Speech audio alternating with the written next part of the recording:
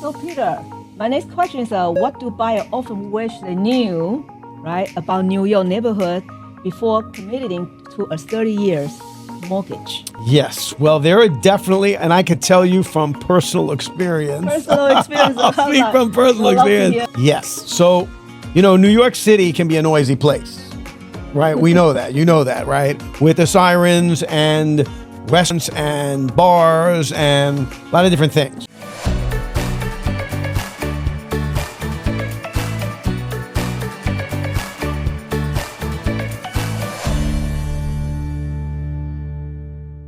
I think that people, and I've done this actually many times in my life, I would suggest walking in the neighborhood that you are thinking of buying in or living in, buying or living, if you're renting, walk in that neighborhood or first drop, make sure you're in a safe area, right? And then you want to walk in that neighborhood at night, during the day, on a weekday, on a weekend, right? You can walk, and we're very human beings. We feel, right?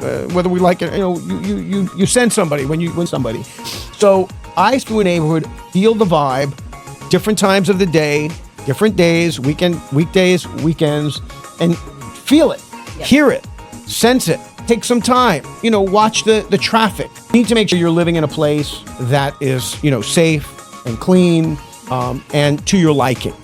Another thing that, I think you need to take into consideration is, and it's kind of tough, is who your neighbors are, right? You want to, know is the person who lives above you, let's say, has 3 young children who are running up and down the ceiling, right? That can get very noisy. So that's difficult to know that. But you can ask questions. You could say to the neighbor, who lives here, who the people, or just watch, or who's coming in and out. So you want to know those things before you move into a neighborhood. That's my suggestion. I totally agree. I have another story too. Please. So we will try to sell this, my buyer liked this neighborhood in Astoria. He had a red car. This buyer is so smart. The first time I showed him the property and he loves it.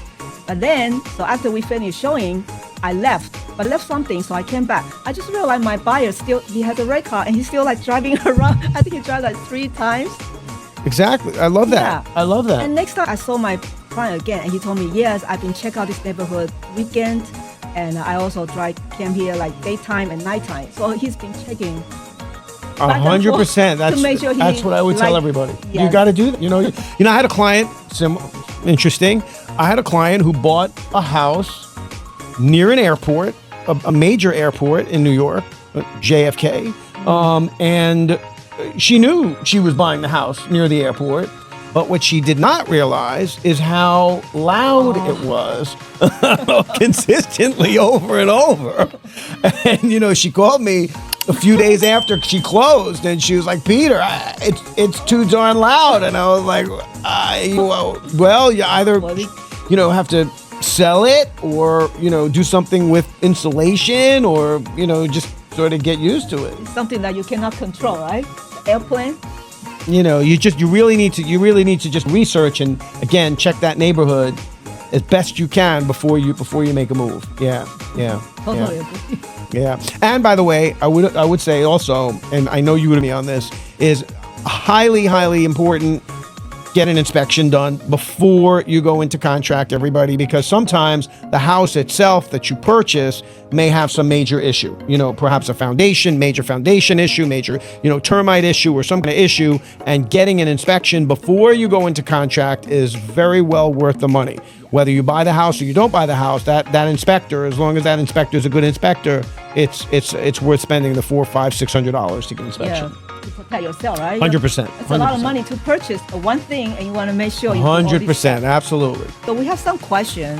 I think the seller would like to know, right? This is for seller who has still have mortgage.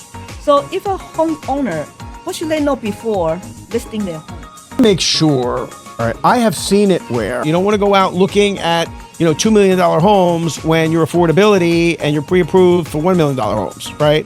Or you're approved for $1 million and you're looking at $500,000. You don't want to do that either, right? You want to look at for what you're comfortable.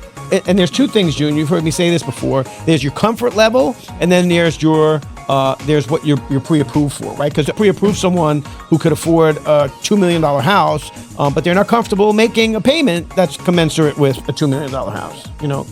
So true. Yeah.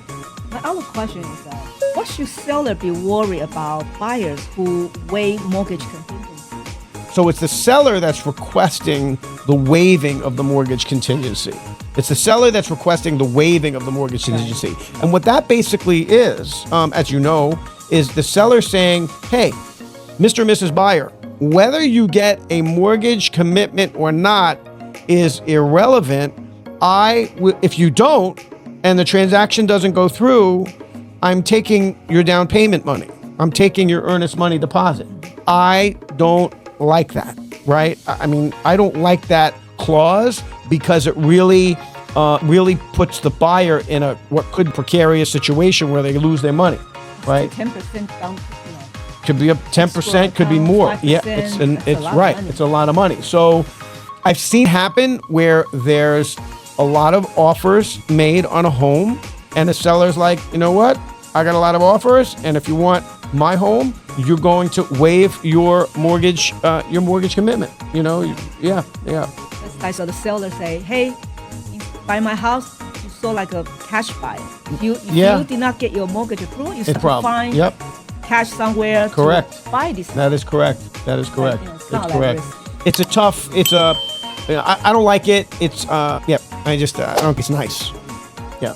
All right. So I think much for all the questions I have. All right. Good stuff.